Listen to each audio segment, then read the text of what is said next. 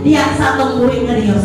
Ang pamangkot ko karon, nagtuo ba kita nga dunay langit? Amen. Langit kay nakita nato.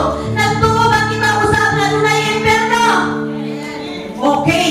Nagtuo ta, bisan wala nato nakita, nagtuo ta. Kay ngano man kayo na kung walang tuo ta? Dako nga atong pagtuo nga dunay impierno. Kay ngano man diyan na karon naninguhat na nga kung mahimo. Dili kita mahulog sa kamot sa atong buhay nga Dios. Naninguhat kita nga atong kinabuhi. Ang ikaduha na itong kinabuhi, makauban nato ng atong buhay nga Dios diya sa iyang himaya.